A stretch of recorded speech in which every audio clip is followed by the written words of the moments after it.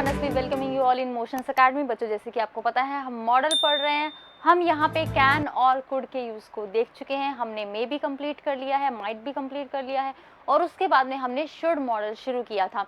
उसमें हमने अभी तक उसका केवल एक यूज़ देखा है, वो क्या है, सजेशन और एडवाइस देने के लिए मॉडल शुड का यूज़। उसके बाद में मैंने आपको इसी कॉन्सेप्ट में सजेशन और एडवाइस में डिफरेंस भी बताया। ADVICE और ADVISE इन दोनों में भी डिफरेंस बताया, कैसे पार्ट ऑफ स्पीच में यहाँ पे इन दोनों में डिफरेंस है। तो बच्चों, अब यहाँ पे बात करते हैं सेकंड यूज़ की। तो शुड का सेकंड यूज़ लिखिएगा, यूज़ शुड विद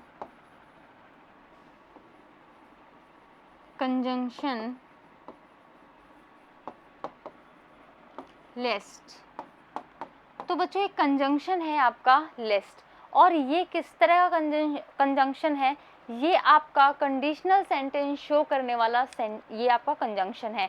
इसका मतलब क्या होता है, सबसे पहले वो देखो। तो लेस्ट का मतलब होता है नहीं तो, नहीं तो। अब यहाँ पे मैंने इसको क्यों कंडीशनल कंजंक्शन बोला, ये आप एक एग्जाम्पल से समझिए। तो जैसे कि मैंने एक एग्जाम्पल लिखा, you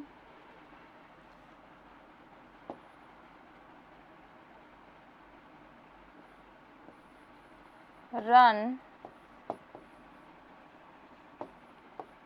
fast lest you will miss the train। यहाँ पे इस u को हटा दीजिए, ठीक है, सीधा सीधा लिखिए run fast लेस्ट you will miss the train. तो बच्चों, इसमें एरर बताइए फटाफट से, क्या एरर है। जो मैंने कॉन्सेप्ट बताया है उसी से रिलेटेड एरर इसमें है। तो यहाँ पे मैंने क्या बोला कि हमें शुड मॉडल का यूज़ किसके साथ करना है, एक कंडीशनल कंजंक्शन है आपका लेस्ट, जिसका मतलब होता है नहीं तो, उसके साथ करना है। अब यहाँ पे क्या बोला, रन फास्ट, तेज दौड़ो। रन फास्ट मतलब तेज दौड़ो। किस तरह का सेंटेंस है बच्चों, इम्पेरेटिव सेंटेंस है।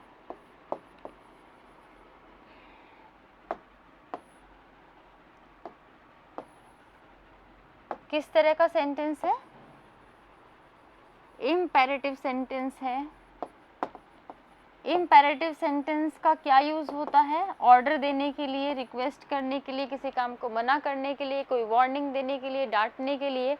तो यहाँ पे क्या सेंस है, एक ऑर्डर दिया जा रहा है, भाई तेज दौड़ो, नहीं तो क्या होगा, लेस्ट नहीं तो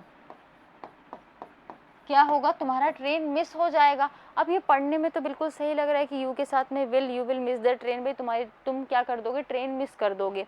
लेकिन लिस्ट के साथ में मैंने अभी भी बताया किस मॉडल का यूज़ होता है, लिस्ट के साथ में बच्चों शुड का यूज़ होता है, विल का यूज़ नहीं होता। तो विल को काट के यहाँ पे शुड कीजिएगा। अब यहाँ पे मतलब समझिए, इसका मतलब ये जो चाहिए का सेंस है वो नहीं निकलता। जैसे कि रन फास्ट, तेज़ दौड़ो, लेस नहीं तो you should miss the train, तुम्हें ट्रेन मिस कर देना चाहिए, तुम्हें ट्रेन छोड़ देनी चाहिए, ये मतलब नहीं निकलता। मतलब क्या निकलता है, मतलब आपका वही, जैसे अभी बताया ना कि नहीं तो तुम क्या कर दोगे, ट्रेन मिस कर दोगे, मतलब वही निकलता है। लेकिन लेस्ट के साथ में किसका यूज़ होता है, शुड का यूज़ होता है। तो इसको नोट डाउन करो, इसके बाद में नेक्स्ट कॉन्सेप्ट देखेंगे। तो बच्चों, इसी का एक एडवांस वर्जन हम देखते हैं।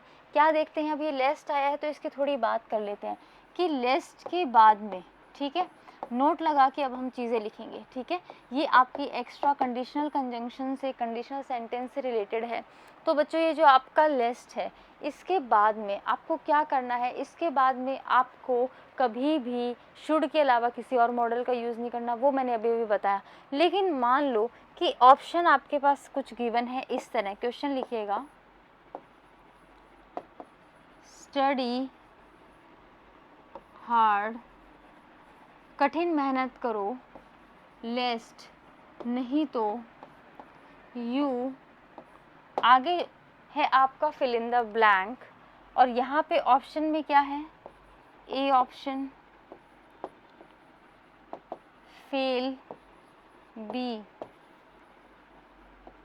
failed, C failing, D fails. तो बच्चों आपको यहाँ पे चारों ऑप्शन में से एक अप्रोप्रिएट ऑप्शन लेना है इस फिल इन द ब्लैंक के लिए। तो इस क्वेश्चन को ट्राई कीजिए। तो बच्चों कभी भी आपका अगर इस तरह का सेंटेंस आए, क्या है ये भी कंडीशनल सेंटेंस है कि कठिन मेहनत करो, कंडीशन है कठिन मेहनत करो, नहीं करोगे तो क्या हो जाएगा, नहीं तो तुम फेल हो जाओगे, ये बोलना चाह रहे हैं।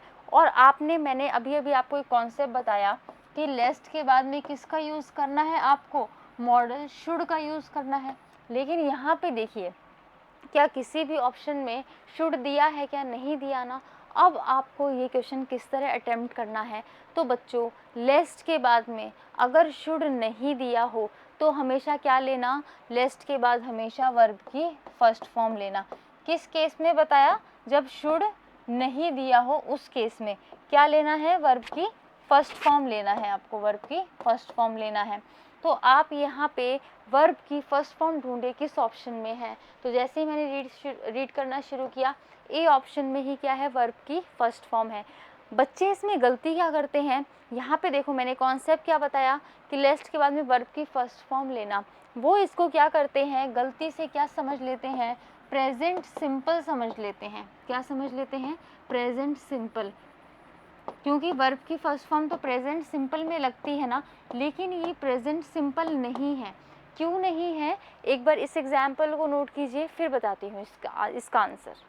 तो बच्चों यहाँ पे देखिए, आप अभी यू को हटा के जरा ही लिखिए, यहाँ पे आपको समझ में आ जाएगा कि ये आपका प्रेजेंट सिंपल क्यों नहीं है। तो जैसे ही आपने लिस्ट के बाद में ही लिया, मुझे ये बताइए कि ही सिंगुलर सब्जेक्ट है कि प्लूरल सब्जेक्ट है। ही सिंगुलर सब्जेक्ट है और सिंगुलर सब्जेक्ट के साथ आप क्या लेते हो बच्चों, प्रेजेंट सिंपल की बात करूँ तो वर्ब में एस या एस लेते हो। तो अगर ये प्रेजेंट सिंपल होता तो यहाँ पे क्या चलता, यहाँ पे अगर ही है तो आप डी ऑप्शन ले लेते, फेल्स कर देते, ही के साथ में वर्ब में एस या एस लगा के लिख देते। लेकिन ये लिखना रॉन्ग है, गलत है। ही हो चाहे यू हो, मतलब चाहे सिंगुलर सब्जेक्ट हो चाहे प्लूरल सब्जेक्ट हो, आपको दोनों ही केस में क्या लेना है, वर्ब की फर्स्ट फॉर्म लेनी है। ये चीज़ें क्लियर हैं। तो यहाँ पे इस चीज़ को नोट डाउन करो। फिर इसका सेकंड पॉइंट देखते हैं। तो बच्चों इसी नोट में ये आपका जैसे फर्स्ट पॉइंट हो गया, ए करके इसे लिख लीजिएगा। इसका सेकंड पॉइंट अब हम देखते हैं। तो सेकंड पॉइंट क्या है, बी में लिखिएगा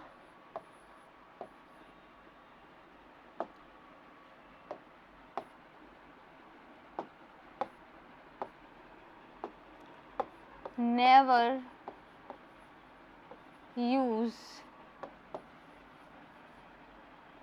use not with conjunction list, कि आपको ये जो नॉट एडवर्ब है इसका यूज़ कभी भी लिस्ट के बाद आने वाले सेंटेंस में नहीं करना है। जैसे कि यहाँ पे देखिए,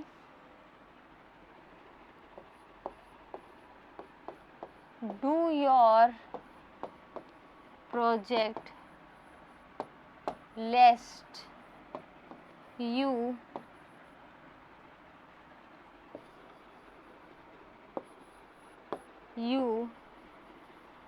should not be rewarded। इस चीज़ को एक बार नोट कीजिए। तो बच्चों डू योर प्रोजेक्ट किस तरह का सेंटेंस है, इम्पेरेटिव सेंटेंस है। इम्पेरेटिव सेंटेंस क्या होते हैं, जो वर्ब की फर्स्ट फॉर्म से शुरू होते हैं और इसमें किसका भाव है, यहाँ पे ऑर्डर देने का सेंस है।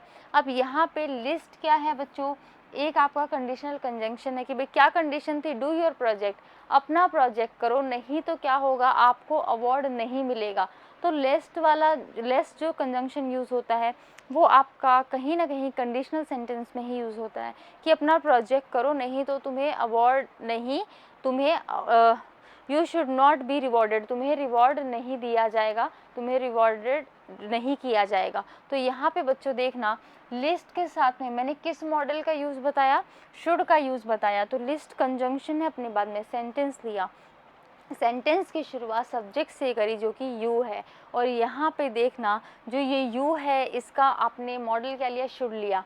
क्यों लिया मैंने बताया, लिस्ट के साथ हमेशा शुड लगेगा। लेकिन अभी अभी जो बी पॉइंट है उसमें क्या बताया कि आपको लिस्ट के बाद आने वाले सेंटेंस में, तो ये लिस्ट के बाद आने वाला सेंटेंस है ना, इसमें कभी भी नॉट का यूज़ नहीं करना। और ऐसा हम क्यों बोलते हैं, क्योंकि बच्चों अभी अभी बताया था लिस्ट का मतलब क्या होता है, नहीं तो ये नहीं इसमें ऑलरेडी इम्प्लाइड है, छुपा हुआ है, निहित है। तो यहाँ पे नहीं इसमें ऑलरेडी इम्प्लाइड है, इसलिए नॉट को दोबारा लगा के इसको फिर से क्या नहीं बनाना, सुपरफ्लुअस एक्सप्रेशन नहीं बनाना।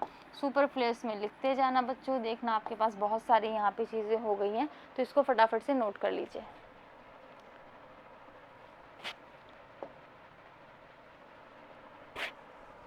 नेक्स्ट यूज देखिए बच्चों, नेक्स्ट यूज क्या है,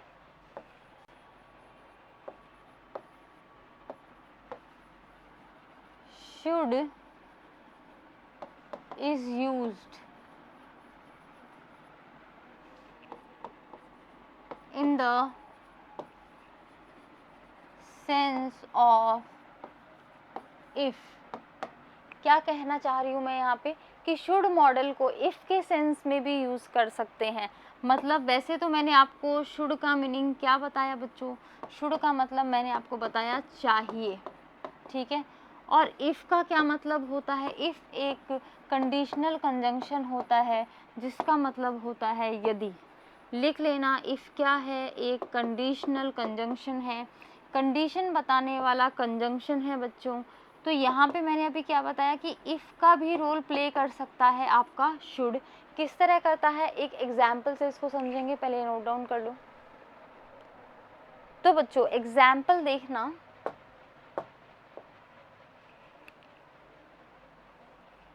एग्जाम्पल लिखना, if he comes to India, अगर वो इंडिया आता है, कॉमा लगा देना, ही विल मीट मी, वो मुझसे क्या करेगा, मिलेगा। ये एक कंडीशनल सेंटेंस है कि नहीं, यहाँ पे क्या कंडीशन है, यहाँ पे कंडीशन है अगर वो क्या करता है, इंडिया आता है। और कंडीशनल कंजंक्शन क्या है बच्चों, इफ़ है, और इंडिया आता है तो उसका रिजल्ट क्या होगा, उसके बाद में क्या एक्शन होगा। तो रिजल्ट क्लॉज क्या है, ही विल मीट मी, ये यहाँ पे लिखा हुआ है। तो बच्चों यहाँ पे जो मैं आपको समझाना चाह रही हूँ वो क्या है कि ये इफ़ का सेंस ये शुड से भी निकल सकता है। तो देखना, इसी सेम सेंटेंस, कंडीशनल सेंटेंस को मैं शुड मॉडल के साथ लिख रही हूँ, तो क्या लिखेंगे, इफ़ की जगह क्या आ जाएगा, शुड आ जाएगा। If he come to India, comma he will meet me.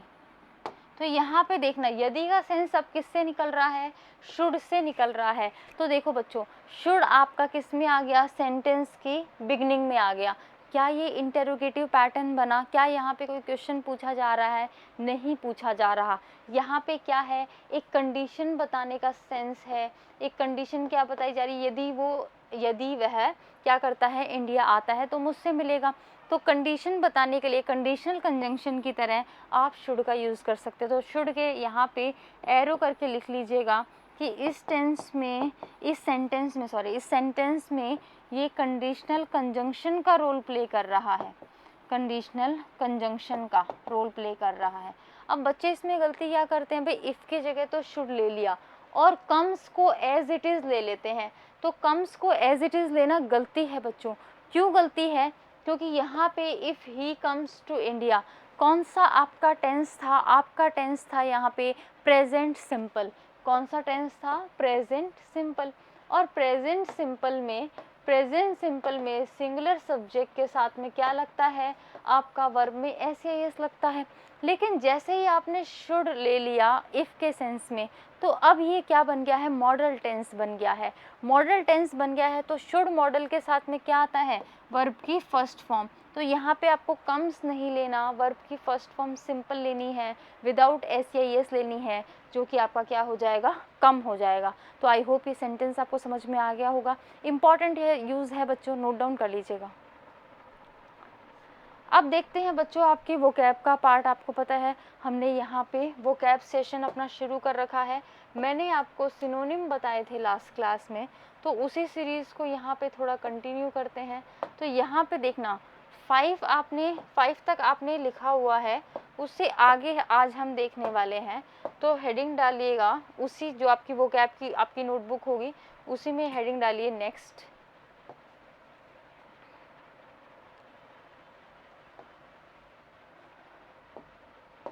तो यहाँ पे 5th क्या है? सबड्यूड है। सबड्यूड का मतलब क्या होता है? बहुत ही सिंपल, या फिर जिसको आपने अपने अंडर में लिया हुआ है, अधीन किया हुआ है, आपने उसे स्लेव बना रखा है। तो इसके सिनोनिम क्या हो जाएगा? रिप्रेस्ड हो जाएगा, जिसको आपने दबा के रखा हुआ है। रिस्ट्रेंड हो गया, काबू में किया हुआ है। सोबर मतलब सिंपल हो गया। मॉडेस्ट मतलब भी साधारण हो गया। प्लेन आप समझते हैं, सिंपल आप समझते हैं। तो यहाँ पे सबड्यू का मीनिंग देखिएगा बच्चों, और यहाँ पे इसके सिनोनिम फटाफट से नोट डाउन कीजिए। अब बच्चों जो यहाँ पे नेक्स्ट है, उनको नेक्स्ट जो वोकैब है उसको देखिए।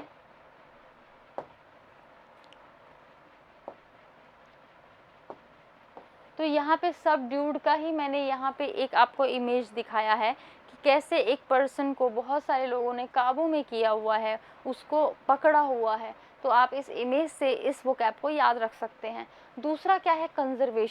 कंजर्वेशन मतलब आरक्षित किया हुआ, किसी को प्रोटेक्ट करके रखा हुआ है। जैसे कि आपको पता है हमें इन्वायरमेंट को, फॉरेस्ट को क्या करना चाहिए? कंजर्व करके रखना चाहिए।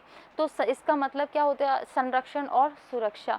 और इसका सिनोनिम क्या हो गया? सेव हो गया, प्रिजर्वेशन हो गया, सस्टेनेशन हो गया, केयर हो गया, मेंटेनेंस हो गया और अपकीप हो गया। सारे मीनिंग सिंपल हैं। मेरे ख्याल से यहाँ पे जो अपकीप है बस वही आपके लिए नया वर्ड रहेगा, तो इसको देख लेना बच्चों। नेक्स्ट देखिए, नेक्स्ट है पेंचेंट। इंपॉर्टेंट सिनोनिम है, बहुत बार आपका पूछा गया एग्जाम्स में। तो पेंचेंट का मतलब क्या होता है? लगन किसी चीज़ के लिए, किसी चीज़ में विशेष रुचि या फिर किसी चीज़ के प्रति हमारा झुकाव। इसके सिनोनिम देखना, अफेक्शन हो गया, एफिनिटी हो गया, बेंट हो गया, बायस हो गया।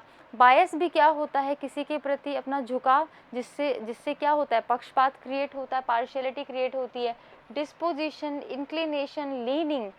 प्रीडायलेक्शन इंपॉर्टेंट वर्ड है बच्चों, ये भी सिनोनिम में बहुत बार पूछा गया है। प्रीडायलेक्शन याद रखिएगा। नेक्स्ट क्या है? प्रीडिस्पोजिशन एंड प्रोपेंसिटी भी आपका इंपॉर्टेंट वोकैब है, इस पर भी स्टार मार्क कर लीजिए।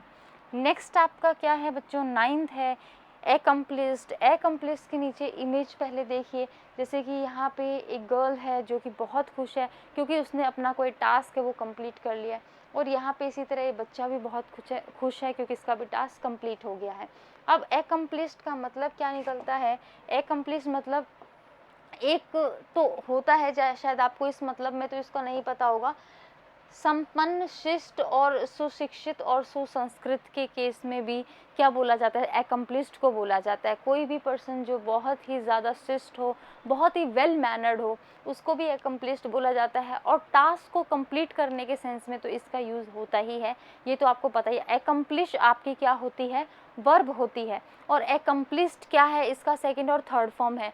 बच्चों मैंने आपको बताया है कि कुछ वर्ब के जो थर्ड फॉर्म होते हैं वो आपके एडजेक्टिव की तरह भी बिहेव करते हैं ना। अब यहाँ पे एकम्प्लिस्ड का देखना मतलब ही यहाँ पे थोड़ा दूसरा है, तो ध्यान रखना कि आपके well mannered, well educated person को भी एकम्प्लिस्ड बोला जाता है। तो यहाँ पे देखना, इसी के सिनोनिम लिखे हुए हैं। completed, fulfilled, civilized, couth, cultivated, cultured, polished, refined, high broad, high toned, intellectual और well bred। यहाँ पे ये सारे इसके क्या है? सिनोनिम है। नेक्स्ट देखना बच्चों, जो हमारा आज का लास्ट वोकैब है वो है मेटिकुलस। पहले इमेज देखो जिसमें एक पर्सन है, वो क्या कर रहा है, दूब घास की कटिंग कर रहा है, बहुत सावधानी से नाप नाप के, सेंटीमीटर नाप नाप के कट कर रहा है, तो बहुत सावधानी से काम कर रहा है। तो मेटिकुलस का मतलब वही होता है क्या, अति सावधान और सतर्क होता है। यहाँ पे इसके सिनोनिम देखना, वेरी केयरफुल, सिंपल सा यहाँ पे ये मीनिंग है इसका पता होगा। कॉन्शियस आपका अलर्ट हो गया, अटेंटिव हो गया, ऑब्जर्वेंट हो गया, विजिलेंट। विजिलेंट इंपॉर्टेंट है बच्चों, बहुत बार आपके एग्जाम में पूछा गया है। नेक्स्ट है आपका वॉचफुल, माइंडफुल और वेरी। वेरी पे भी स्टार लगा लेना, WARY, ये भी आपकी इंपॉर्टेंट वोकैब है। तो बच्चों ये सारे सिनोनिम हुए आपके मेटिकुलस के। तो यहाँ पे हमने आपकी जो मेन आपकी वोकैबुलरी है वो 5 वर्ड्स आज हमने किए हैं, विद इमेज हमने किए हैं, उनका हिंदी मीनिंग देखा और उनसे रिलेटेड हमने सिनोनिम की आपकी कुछ लिस्ट यहाँ पे मैंने आपको दी है। तो बच्चों ओवरऑल हमने आज 30 के राउंड आपका क्या कर लिया, वोकैब कर लिया है। तो इनको रिवाइज़ करते रहिए, डेली का डेली रिवीजन में इसको लाते रहिए, तभी आप इनको क्या कर पाएंगे, मेमोरी में रख पाएंगे। तो बच्चों नेक्स्ट क्लास में मिलेंगे नए मॉडल और नई वोकैब के कॉन्सेप्ट के साथ में। Until the next class, take care, study hard, जय हिंद।